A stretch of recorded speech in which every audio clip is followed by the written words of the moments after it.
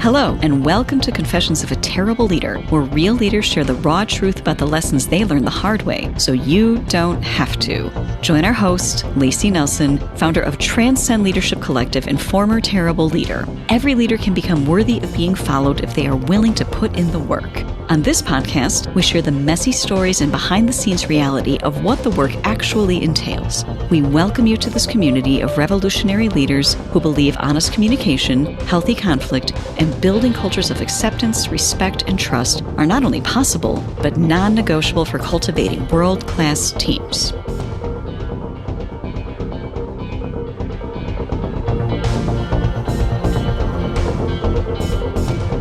Hello, listeners, and welcome back to Confessions of a Terrible Leader. I'm your host and former, absolutely horrendously terrible leader, Layci Nelson. Whew. Every time I say it, I'm like making that confession one more time that I was not always good at this. It feels like another weight comes off my back, just that freedom of being able to tell my story and say where I'm from. Which, talking about stories, we have Carl King on today. Carl owns a consultancy. He is a change consultant. Carl, welcome to the show. Thank you for joining us today. Thanks for having me, Layci. Glad to be on. Now, I imagine that you did not arrive at being a change consultant without having some massive change in your own life. How does one get, or how did you, because everyone's path is different, get to this position where you're helping other people navigate change? Tell us a little bit about your journey. Yeah, I think to your point, you don't, at least hopefully, you don't become a change consultant without actually having walked the path yourself. And you can't talk the talk unless you've walked the walk. So I've gone through multiple iterations of not just life change, but also experimentation. And through that have found this to be the path that more adequately allows me to be a leader, to help others, and to fulfill kind of what my purpose is in life. What is your purpose in life? It's to help people. We're going to go right in. Yeah. I want to help people. I want to see other people optimize kind of who they are, what they are, and be their, I know it's cliche, but to truly be their best self. Yeah. Tell us a little bit about your background before you were in change consulting. What's your professional history? Sure. What led you to the moment of, I think change consulting is what I'd like to look into next? Wow. Yeah. I think that is the question of, the question of my life. Yeah. I talk to my family and they'll ask me something, or we'll be in a particular situation or whatever. And I'll say, I used to do that. And they'll be like, what? Come on. Are you serious? And so I've had multiple, I say iterations, but I've gone on multiple paths trying to find what that thing is for me. I was formerly a postal carrier. I was a telemarketer model. I worked for the Federal Reserve in IT. I worked in the examinations department. I ran a landscaping business. I've been a real estate investor and flipped houses and that kind of stuff. So multiple things, but I think the two parallel tracks that have kind of, I guess, most specifically filled my life were at 14, I became a preacher. And so for about 20 years, I was a minister, preacher, pastor, youth minister, worship leader, all of that. And then the other parallel track would be singing. And so a career in music and being a professional musician, singer. So those two things, I would say. Okay. So those are the constants, right? That have always been there? Yes, indeed. Are you still preaching now, or is that something you do anymore? No, I'm not. And that was part of that change, right? Yeah. In fact, a major identity shift. Yeah. So it wasn't an easy thing. And that's why I think for me, that gives me the ability to help others to identify and to shift their identity and understanding, right, that empathy, that it's not easy, that it's actually a really, really challenging thing. If it's something that you've identified with for decades. Oh, absolutely. Absolutely. It is world rocking to have that shift. Right. Did you know that you were moving away? Was it like an instantaneous, like, this is not aligning with me anymore? Or was it a gradual shift? How did you go from, I've been a pastor for 24 years to actually that's not in alignment with me anymore? Yeah. How did that happen? It was a gradual shift, definitely. And there were I would say, periods of very intense Mhm. identification or times when I really noticed what was going on and what worked for me, what didn't, what wasn't aligning with who I was becoming. Mhm. Because I mean, none of us are static, Right. right? None of us are this person doing this thing forever. Right. So it was definitely very gradual, it was an evolution. Okay. When you walked away or made the shift, Hmm. made the change and stepped into the path that was next, Hmm. what was that like, not only internally, but externally? It can be hard on Yes. relationships when you make changes and they don't know what to do with it. Yeah, they expect you. I mean, we're social creatures, and I think people like to be able to identify you as one thing. Mm-hmm. If you're at a party or an event, people don't know you. Almost the first question is, so what do you do? Right. And that's how they kind of put you in a box. And it's not a bad thing. So I don't mean that Mm-hmm. pejoratively, but this is Right. the way that we categorize this is this person. This is how I know how to interact with them. And so for me, part of that shift was, woof. I'm kind of reliving and revisiting. There were some social ties that I wasn't willing to give up Mm-hmm. because, if people have a specific connection to you in a specific way, them not being able to associate with you in that context really gets difficult. Right. I went through a really difficult time with a church that I left Fort Worth, Texas, where I was originally raised, Okay. moved to Chicagoland, that metropolitan area, was there and went to restart a church. Mm-hmm. And maybe this is too much information or Oh, background, no. but This is great. yes, I went to restart or relaunch a church. Yeah. And we'll get to, I have a feeling, this being confessions of a terrible leader, we'll get to what informed my terrible leadership here. Mm. Yeah, I went there. It was a really difficult time. And so after I left that particular pastorate, I took 1 year and I said, I'm not going to do any ministry. I'm not going to preach. I'm not going to be identified as a preacher. And that shift or that disconnection that year was excruciating. But I Mm. think that moment allowed me to gradually separate myself from that identity and Mm-hmm. begin to form a new me and a new way of identifying with the world. Mm.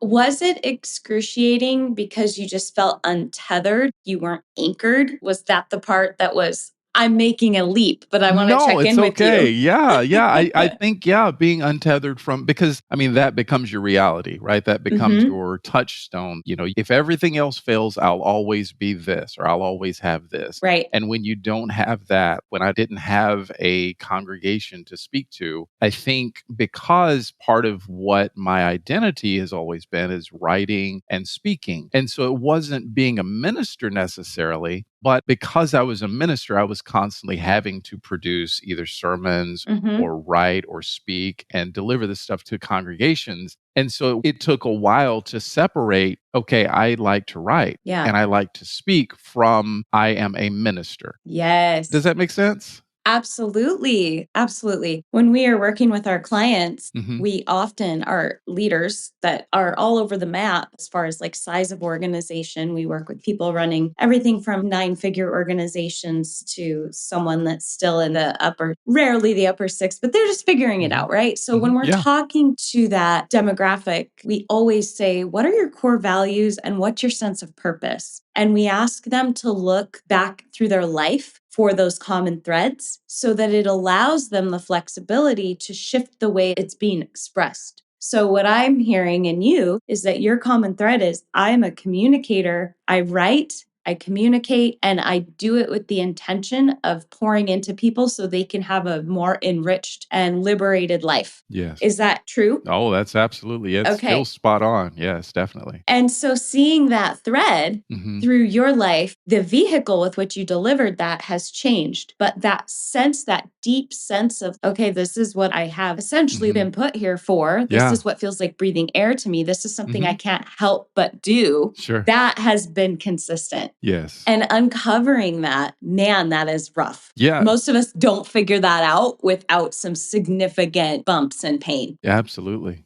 Yeah. So when you're working with people, Are you finding they're often in the midst of that identity shift? When do they come to you? When do they go, oh man, I need Carl? What is Yeah. that connection point for them? For me, it's oftentimes, and I've kind of positioned what I do in kind of my brand or whatever around, it's Mhm. called chord changes. So the event happens, and what do we do with that event? Mhm. And the metaphor I like to use is we're all either in a band or an orchestra, Mhm. and people around us are playing, and Mhm. sometimes something happens. Right. Mhm. Sometimes we initiate a change in the chord, or someone around us, if you envision a small jazz band, Yep. the drummer then starts out on a solo. Mhm. You're playing the piano. What do you do? Right. Do you play over them really loud, or do you allow them the space to play and then you jump in, or do you accommodate? And so that's the same thing with our lives. Sometimes a tragedy happens. We lose a job, we're experiencing relationship challenges, or in a business, we're looking at an acquisition, we're looking at expansion or merger, or we're having some challenges with employees. So fill in the blank, obviously. Right. So people come to me when they're experiencing a change, a Yeah. transformation. And so they're asking me, okay, how do we either recover from or how do we accommodate that change? Mhm. Does that make sense? It does. It does. So if I was to put some meat on the bones for our audience, Sure. something we recently went through here was an acquisition. It was an Mhm. acquisition and a merger. And if I was coming to you and saying, man, I don't know if I should do this or it feels uncomfortable, Mhm. I'm going through this change, where would you start with me if I was your client? Yeah, I would start with the leadership team first, Mhm. right? At the very, Mhm. very top. Because if we're leading, we have to be Mhm. leading well. We have to know what our motivations are. We have to Mhm. get clear. And so it's the people side of change, Right. And if the leader is clear on where they're trying to go, Mhm. then they can lead an organization well. And if they can communicate that well, then the organization can follow where they're going. But if they're not able to either communicate that vision, or if Mhm. they don't really know where they're going, then Mhm. Right, right. Who's going to follow that? It exactly. has to be more compelling than, well, I want to make more money. Yeah, yeah, yeah, Yeah. absolutely. Yeah. Do you help draw that out of people and then help them figure out how do you, first of all, articulate it, own it for yourself, make sure it's spot on? And then how do you make that transition from your own head to saying it in a way that is going to be received by your team? Yeah. One of the things that I do work to do is help leaders and people in the organization understand where they are in the process of change. Yes. Because change isn't just one thing. As I was talking with you about my journey, there were multiple iterations where if you had pulled me out in the timeline and said, okay, so where are you right now? Well, I couldn't say, well, I obviously know that I'm never going to do this again and I'm right here. Right. So helping people understand where they are, then I think also gives them empathy for others to Mhm. understand, okay, well, it took me this long to get from here to here Mhm. and to understand where I'm going. Now I need to be empathetic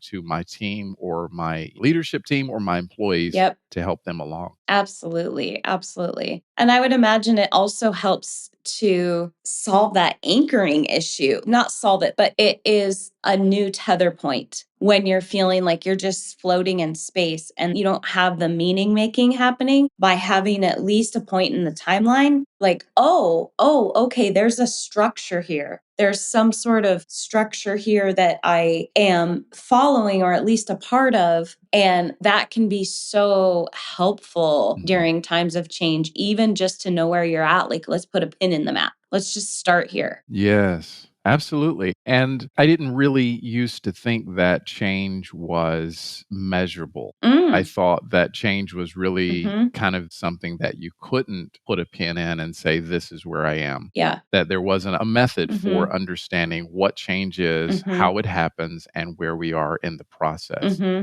And so, through both my degree and then certifications and some of the work that I've done since some of the changes that I've experienced, it's given me a better methodology for helping others with change. Fantastic.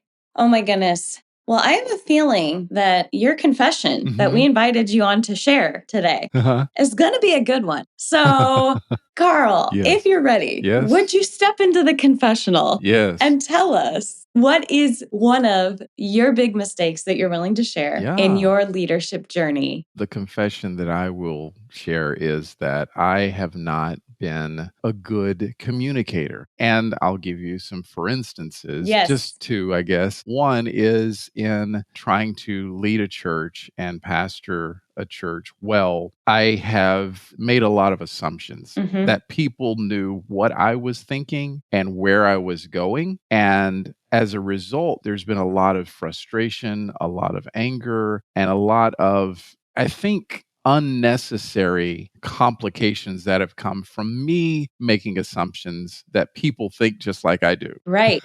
Right. Mhm. Such an important and often painful lesson for those of us Yeah. in leadership to Mhm. learn is that we're Mhm. actually usually the neurodivergent weirdos of the group. We're the Yeah. ones that are not the average, Mhm. or we have to do more work to bring Yeah. people along with us. And the Mhm. minute that we start thinking that their brain works like our brain works, Mhm. and one isn't better. I don't want it to come across as, oh, because I have this special brain as a leader. No, no, no, no. We need all the pieces. We need all the people. We all work so differently. But Yeah. when we're in a seat of leadership, have to learn how to communicate in a way that we're hitting all of the different philosophies of value, personality types, the DISC assessment. I mean, there's a million ways to frame it up, but you start learning Yes. some patterns to communicate more effectively. Okay. Do you have a specific instance, a story to share where you're like, oh, this is an example of me making an assumption that did not help?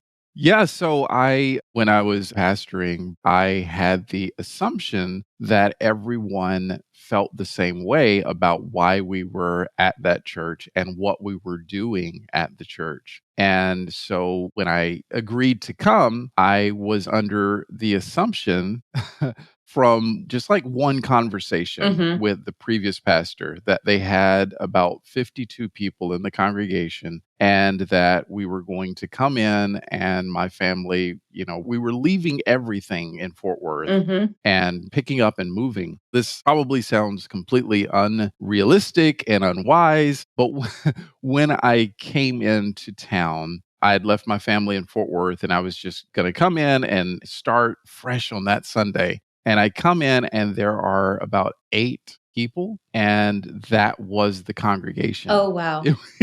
It was 8 people. And so my assumption around communication, I should have been much more clear. This is what I need. Yeah. This is where we are. But then as I poured myself into trying to pastor and trying to help people and trying to build the church, I was talking to people in the community. I was what we would call marketing. I joined some associations and I was talking to people. I was passing out flyers, doing all the things that you need to do to kind of build direct mail marketing. So trying to build the profile of the church. And I sat down with one of the members, and this was a longtime member. And as we were having this conversation, he was talking about kind of what he was experiencing in the church. And, I just asked them, like, I'm out here doing a lot of work, but I'm not seeing you all investing the same kind of energy and passion. What's going on? And he said, well, one of the things I discovered is that there was kind of a committee within the church that I wasn't aware of. Oh. And he said, yeah, right. We just want to die here. And it was jarring because Wow. I had not communicated my expectations that we came here and we want this thing to grow. Yeah. And I hadn't been communicative Right. around that. And as I began to sit down with him in his home and listen to his story was they had something really good that they were comfortable with. And they did not want expansion. They did not want growth. They just wanted someone to kind of talk with them and hold their hand as they experienced this thing that was comfortable, Yeah. that was a routine and a tradition, and they just wanted to pass away in this comfortable place. Well, that was diametrically opposed to and completely the opposite of what I needed. Right. And the opposite of what I was trying to do as a leader. Yes. Right? Yes. So it's a communication thing. Oh, that had to be a hard year. I wasn't listening and they weren't listening. Right. And they couldn't listen because I hadn't communicated what the plan was. Right. Right. Oh man, those had to be some long nights when you got home and were like, what have we done? Like, I just took my whole Yes, family and absolutely. uprooted them. Absolutely. And here I am. Mhm. Whew. Yeah. So was that your 1 year tenure? And then you're like, I got to do something different for a little while. Honestly, Lacey, I wish I could say that was my 1 year. That was year 3. Oh, man. And Okay. yeah, so as a leader, I realized how much communication was important Yeah. and how much a shared vision as opposed to a leader can come in and try to do something, Mhm. but if they're trying to do it by themselves and they have a team that is working in the opposite direction, Right. right? Yeah. I've experienced this lately with organizations that want to invest in new technology, software or something like that. And they have members of the team or members of the organization, even further down, that are very invested in doing timesheets by hand Yes. or in doing Yes. right, or whatever it may be. They are not about this Yeah, change. we're not going to use Teams. We're not going to use Mhm. this. We have a system. Right. We're really happy with what we're doing and it's not broken. So Right. why are they trying to invest? It's worked for the last 40 years. Why do we need to do it differently Absolutely. now? Yeah. Yeah. Yeah. And so my background, realizing that as a leader, Mhm. has helped me then to help leaders understand listen, and it's not that your people are wrong. Mhm. You need to let them know what's going on, why you're doing this. And then you can have a conversation about how you move forward. Yes. But if all you're doing is putting a bunch of money into technology and software, but not communicating and not giving them the vision, then you're going to be at loggerheads. Yes, it's going to be so extremely frustrating and costly. Yes. Even if you end up utilizing the software, it's never going to be fully utilized because the people aren't on board. Yes. Software is a great example Right. because we see resistance to technology Mhm. across every industry. Yes. And it's constant. So it does feel exhausting when people are like, we just learned a new system 4 years ago. Now we're changing again. Yeah. And having the Absolutely. empathy for that. Mhm. What fantastic insight. Do you have anything to add to the way that that experience of learning how vital that is to get everybody united in the vision Mhm. and unified and rowing in the same direction and the requirements of doing the communication required to get not just buy-in, but like really co-creation of Yeah. this new thing that we're going to do, or maybe the systems with which the way we're going to implement. Mhm. Anything to add to how that has shaped your experience, has shaped the way you lead today, or that you help others lead today? Yeah, absolutely. So I no longer try to begin with, okay, these are the particulars of this change, but more, I think I try to help leaders and teams understand the importance of first awareness, right? So there's a methodology around kind of creating this is the reason why we need change. Mhm. And I think sometimes we go so quick to the specifics of that change, right? Mhm. So here's your manual. This Mhm. is how you use this program, this software. This is Mhm. how you use your new representative. This is how you use your whatever, right? Right. So I think I see leaders trying to give people knowledge Mhm. instead of giving people insight into their thinking and their why. Mm. And if we can give people an understanding of there is a such thing as change exhaustion, Yes. where, as you said, an organization, we just did this 4 years ago. Or I've seen this on both sides as an employee and then as a leader, where employees look at a leader and they say, well, they're on one again. They just Yep. went to that meeting, they Yep. went to that conference, they're fired up, and this is going to last all of 3 months and Yeah. then we're going to be back, right? Exactly. Seen it so many times. Yes. Yeah. And so helping people to understand this is not something that I'm doing that I'm being flighty about. This Yeah. is not, the latest thing that I'm just trying to emulate this company or whatever, Right. but to help people understand this is a well-reasoned thing that we're doing because of this. Right. And so building awareness and then building in people a hunger to do that thing, to follow that leader, to Yes. follow that change, to be a Yes. part of the team, I think is so vitally important. Mhm. And if we can do that as leaders, then our job is going to be 20 times easier Right. because we're not pushing people. We're actually kind of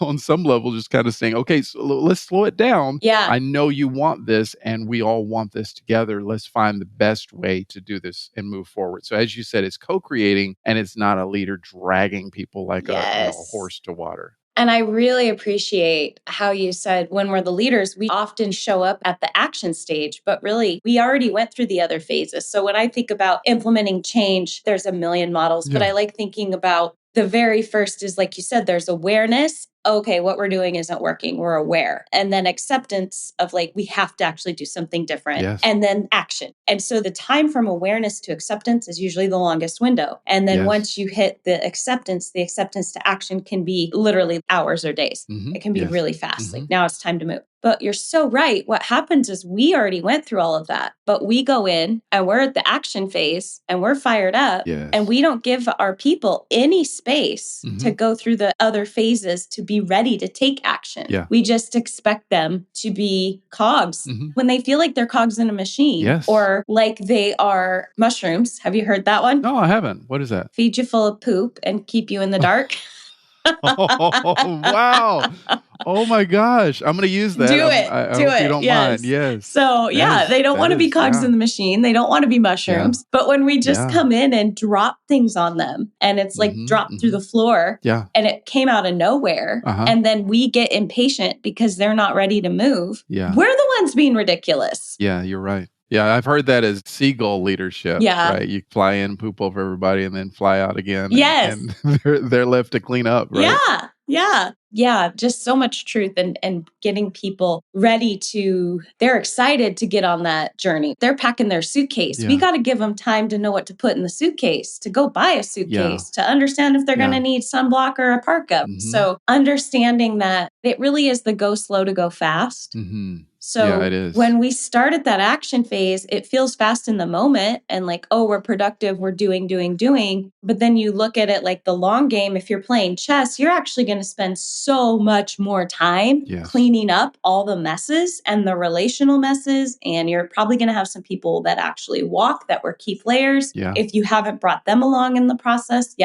Absolutely. Oh my gosh. Such valuable work that you do, Carl. Such important work. Thank you. If we have listeners that want to find you as we're wrapping up our time, you've shared so many pieces of gold, those gold nuggets in there. Pull those out, everybody. If they want more of what you do, what you offer, want to connect with you, we will drop everything in the show notes. But where do they go to find you? What's the best communication channel for you? You know, the best communication channel is Instagram. Okay. I'm on there and I just went through providing kind of a 30-day challenge for people and Excellent. I've been uploading videos and lives. And it's, I think, just kind of helping people to go through a process of getting rid of things. I think sometimes when we are considering change, there's this quote that talks about everybody expects change. Everybody knows change is going to happen. Like none of us are surprised. Right.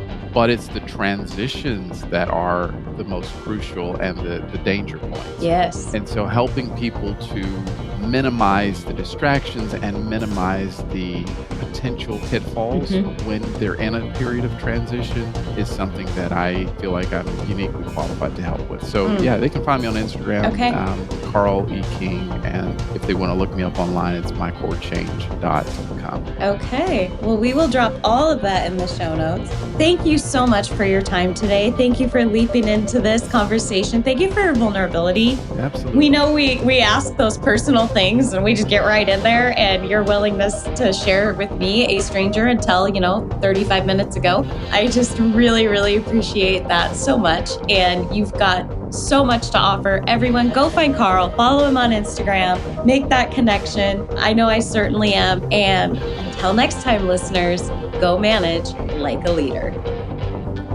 Thanks for being part of this community of revolutionary leaders who believe honest communication, healthy conflict, and building cultures of acceptance, respect, and trust are not only possible, but non-negotiable for cultivating world-class teams. If one-to-one coaching, engaging workshops, or strategic planning that is actually useful are anything that interests you, make sure to head over to transcendleadershipcollective.com to check out our free resources. Confessions of a Terrible Leader is hosted by Layci Nelson and produced by Mary Scott. Music is by Leif Olson and Mary Scott from the band The Number of Months. Thank you so much for listening. Don't forget to like and subscribe and leave us a review. And until next time, go manage like a leader.